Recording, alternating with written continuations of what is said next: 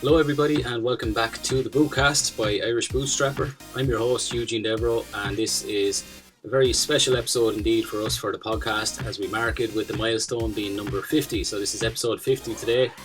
We have a very special guest indeed on the show today. Before we get into that, let me just tell you a bit about Irish Bootstrapper and the Bootcast.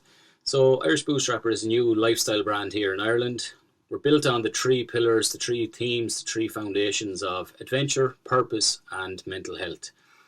The podcast is all about talking to people from all over the world in the fields of adventure, travel, mental health, elite athletes, Olympic athletes, and many, many more interesting people with great stories to tell. So the common theme is that everybody has some kind of challenge to overcome, whether that's a physical challenge, a mental one, something enduring, whether it's a world record, whether it's something off the wall crazy. They all have the common theme of overcoming some massive challenge in their life.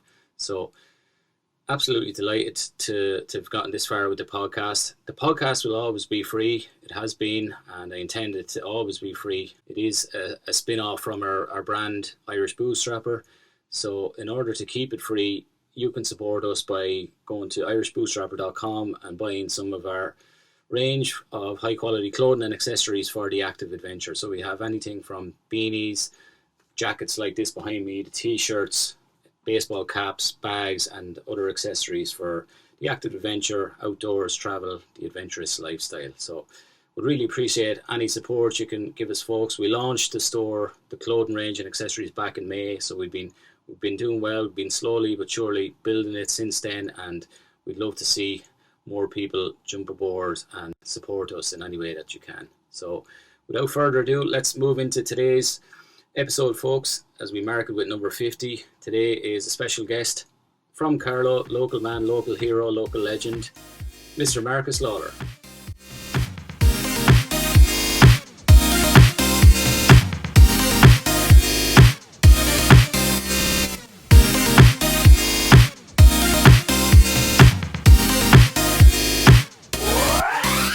Marcus Lawler, thanks a million for coming on the Bootcast today and for joining me just before Tokyo. Yeah, great. Thanks for having me, Eugene. Yeah, it's my first ever podcast, so it'll be interesting to see how it goes.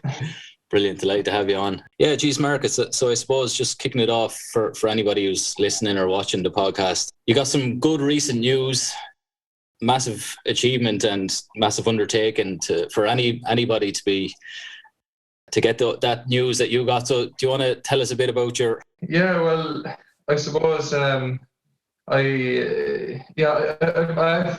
qualified for the Tokyo Olympic Games, so that's the major news, and that's kind of like my dream has kind of grown up as a young lad running or playing any kind of sports really, and it was all about, I suppose, your dream was always to make an Olympic Games, and represent your country, and that has kind of just happened and fulfilled. I fulfilled my dream now of doing it, and it's a funny one because just around the time of selection, I kind of knew I was in, but we had to kind of wait for that official word, and when the official word kind of came through, it was like something just, I don't know, it was just a sense of relief or excitement and joy. Loads of different emotions just went through me when the official word came out, and I was obviously delighted with the news, and it's going to be a massive honour, and it's the pinnacle of sport, so managed to qualify for it, and hopefully I can put my best foot forward on the line when I get there. So savage. Well, best of luck. And like when we say recent, so how recent are we talking? Because I think it only became kind of public knowledge or local knowledge, I suppose, in the past week or so. Yeah, so obviously the Olympics comes around every 4 years, and this time it was obviously a bit different with the pandemic and stuff, but there's a qualifying period, and there's two routes to qualify, and route one is run the qualifying standard for each event. So for my event it was 2024, and that's like a huge run. That would be inside the Irish record. That would have you nearly fighting for a final at the Olympics, I would imagine. And the second route then is true world rankings. So kind of the remainder, anyone who hasn't hit the standard will fill in true world rankings, and the top 56 in the world go. So there was a constant kind of monitoring of this top 56 list over the last while, and making sure that I was staying inside it and fighting to stay inside it. And so the qualification period ended on the 29th of June, and the list was updated on the 30th of June. And you can see where it's updated and you know you're inside the bracket. Yeah. But then, like with everything, you're just hoping that there's no little curveballs or anything that could knock you out. So like I finished up, I think it was 48 out of 56. Now maybe if I was in the 30s, I would have felt a lot more safer, but you're kind of like that 7 or 8 spots inside it, and it's you're a bit on edge. So when the official news then came, was it last Thursday night? So it was brilliant, like, you know. So Amazing.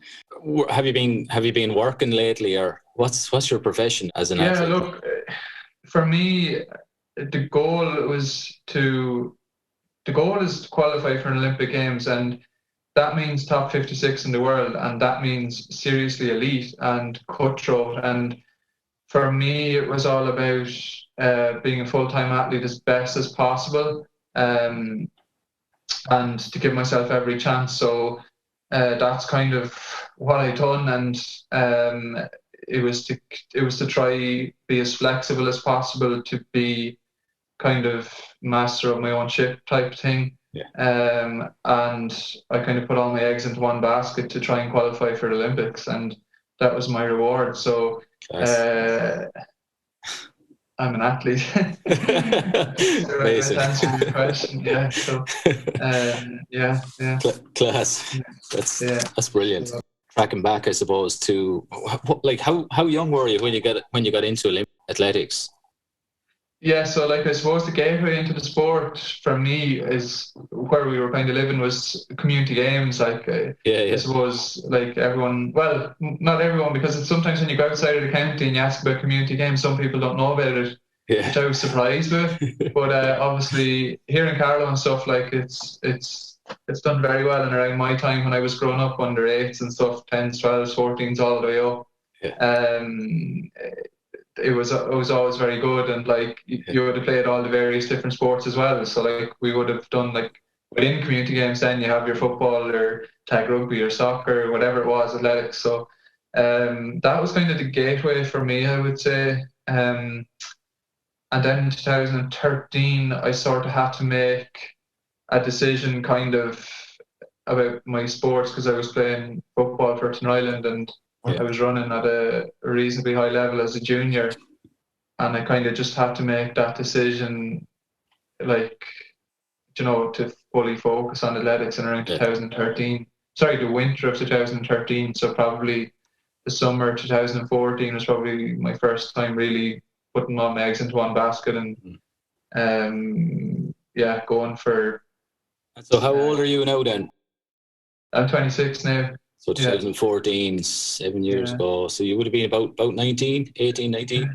Yeah, kind of. I'm bad at working out this. The way I kind of relate to it is it was my last year's minor football and kind of going into my first year of college. So that's kind of my way I related to. Yeah.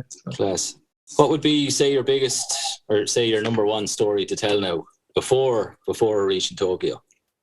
Yeah, and my number one story to tell again comes back to sport, and one of the challenges as well, kind of, you asked me what my profession was, and I was just like, I put all my eggs into one basket, and sometimes it's hard to escape that sport, like you know, sport mindset or athletics. And so again, you just asked me there, like, what's my number one story to tell, and it's back to athletics again. And it's 2019, my World University Games bronze medal was like a really special moment in my career. And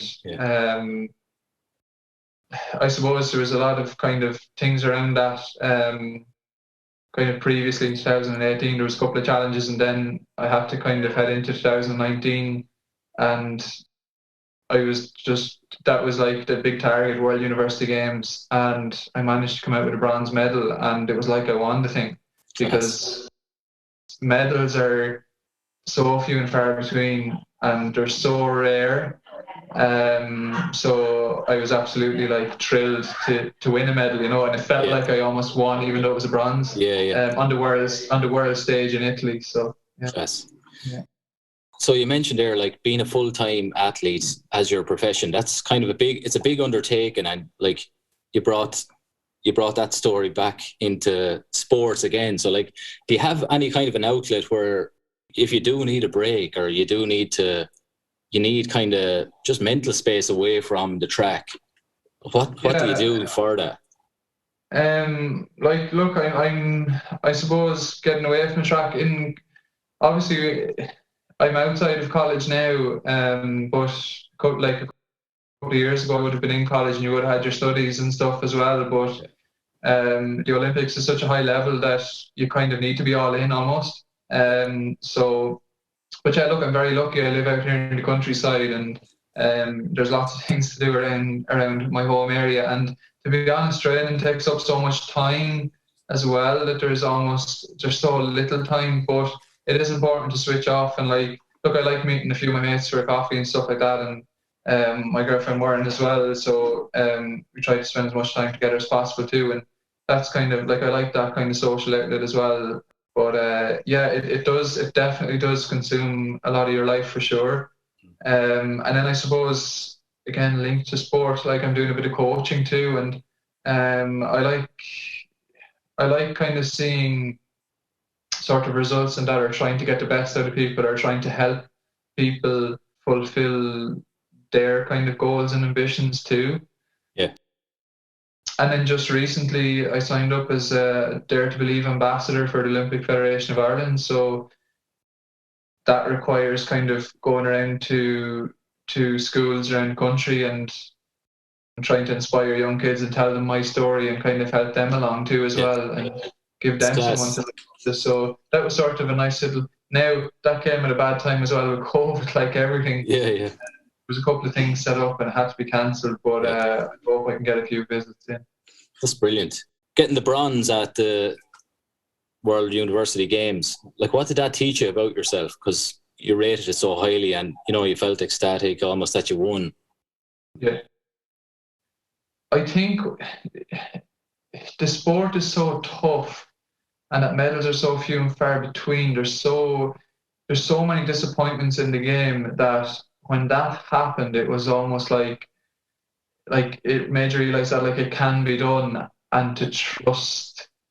It made me really believe in what we had done. Now, kind of reversing back a year from that in 2018, I ran a massive PB and in 2018, and it was it would have been very competitive at like European level and stuff, and almost into world class territory, kind of knocking on that door. And I went to the Europeans in 2018, and I was kind of bowled over in round one, eliminated, and we kind of came home and kind of there was a lot of head scratching and figuring out to do. And I think I really wanted to prove it to myself that I could do it. So I remember listening to, I think it was Stephen Gerrard speaking before, and he talked about like preceding the high, there was a low. And I think that low came in the end of 2018 for me. Like I ran terrible at European Championships, and I really wanted to kind of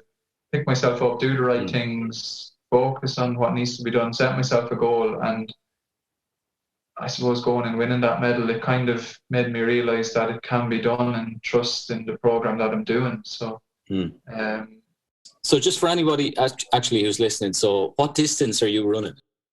Yeah, so I'm a 100 and 200 meter sprinter, but that particular race was 200. My main focus is 200. I've qualified for Tokyo in the 200, but yeah, so that's kind of happens pretty quick, 20 Brilliant. seconds. So you're talking about for those 20 seconds on the track. Like, so we've had guests on before on the Bootcast, or ultra marathon runners, where endurance, or Olympic swimmer was on before, and it's kind of a different ball game, because you have to endure over a longer period of time. But for 20 seconds to try and get everything right and at your peak for those 20 seconds, like, are there any rituals or 3 or 4 things that you do to make sure that you're in that zone, and for those 20 seconds or less, you are going for it?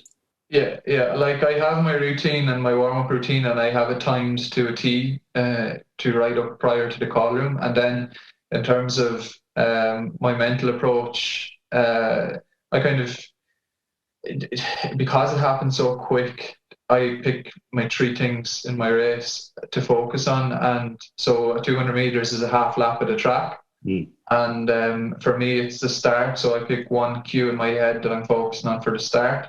Yeah. And then as that goes around the bend, the bend almost enters the straight, that corner of the bend into the straight, I have my cue to kind of ride that bend really well in my head. Yeah. And then the last kind of, I suppose, 30, 40 meters, I also have my small cue for that. So I've kind of broken it up into 3 segments, and that's where my mind is at. So regardless of the race, whether it's like maybe a county championships versus an Olympic Games, those are the 3 things I'm going to focus on at all times. So every race is the same, I suppose. That's brilliant. Yeah. Even though there's probably a little bit more riding on the Olympics, but it's still the same cues and the same focuses in my mind. You mentioned how, there's the medals and the wins are so few and far between, but like when it comes down to like the nuts and bolts of those milliseconds that could be determining a medal or not, what are the things that are in your control in the training then? Yeah, so the sport of athletics is like literally so cutthroat. I suppose the clock never lies. I've said in a couple of interviews that, like, regardless of what, like, when you run to point A to point B, whatever the clock shows, that's it. Like, and you're on your own, and it's such an individual sport in that sense. So you might feel that aspects of your performance have been quite good, but the clock doesn't necessarily show that because it's off. Now, kind of turn that on its head, you've run quite well, and the clock shows it, and there's pure elation because obviously, like, that's major. So, but you're on your own. Like, it's your performance. It's you versus you, and it's you versus the clock. And I suppose that's the beauty of the sport as well, because you're always trying to better your best.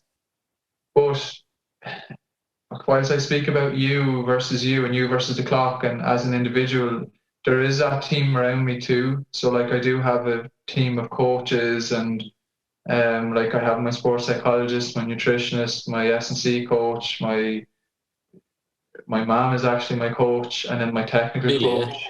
So so that's kind of another sort of unique thing about my training. So my mom is part of the coaching team, if you like. Oh. But it's an individual sport, but there is that kind of team element. And I suppose that's really important to have. So, like, we kind of plan together, and like everything has to work in sync. And does the kind of S&C program, is that matching up with your running program? And then is your nutrition falling in on top?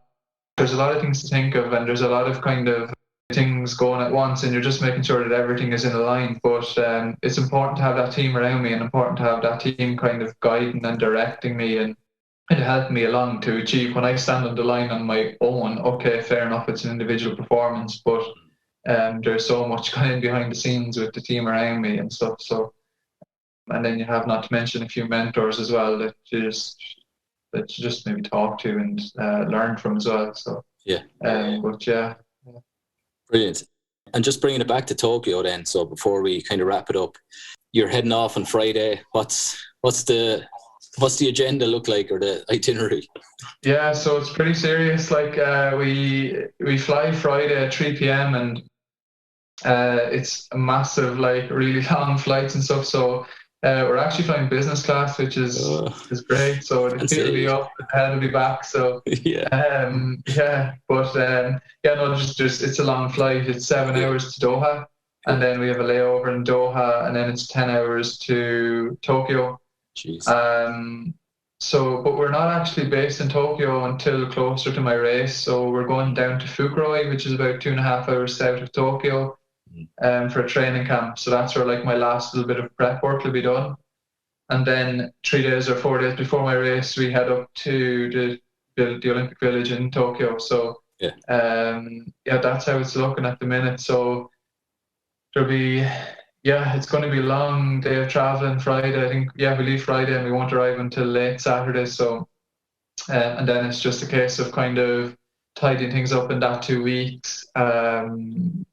Just, I suppose, the last bit of preparation. And then I stand on the start line on the 3rd of August in front of no spectators. So,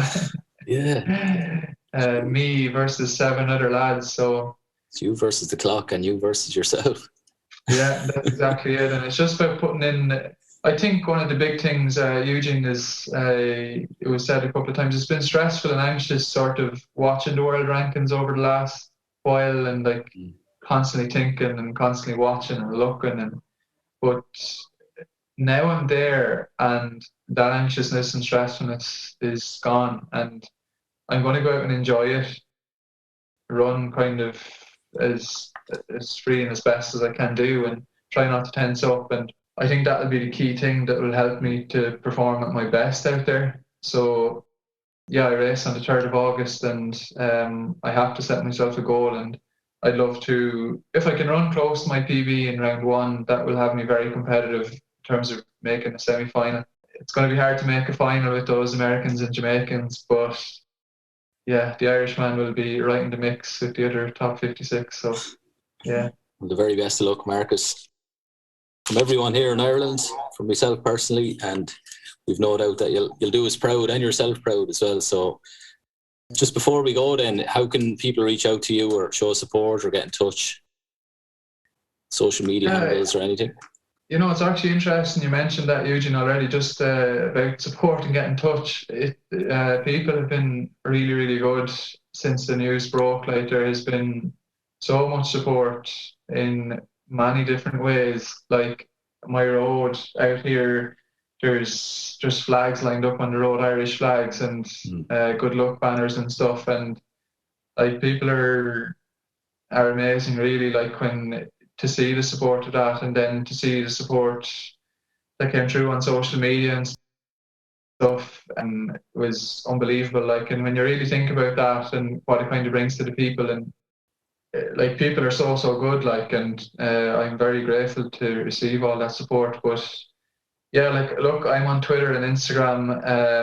I am on Facebook too, but Twitter and Instagram are my main two, I suppose, social media channels. And I'll try post up a few little bits and pieces, and maybe people will be able to catch up with what's happening out in Tokyo and in the lead up to Tokyo via that. So, but it's just interesting that you mentioned the support, because it's been phenomenal. Like, that's great. Posts and people are great, and it's been so positive, and that's hugely important, and that will help me massively on my journey and on the start line out there. Class. Well, I might be able to send you over some gear if I can get over to you before Friday. So a couple of t-shirts and hats and stuff on me. So delighted to help out. So, ladies and gents, everybody listening or watching, Marcus Lawler, Irish 200 metre athlete on the way to Tokyo 2020. Thanks for having me on, Eugene. No problem. See you, Marcus, and best of luck once again. Cheers. Thanks. Bye-bye.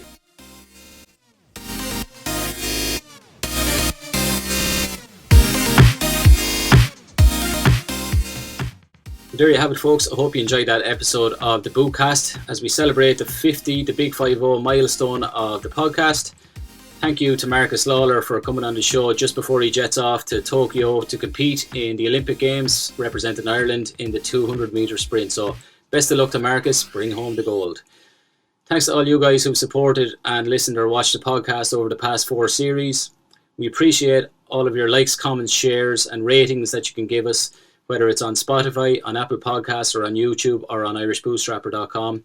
Every like, comment, share, or rating really helps us grow the podcast, folks.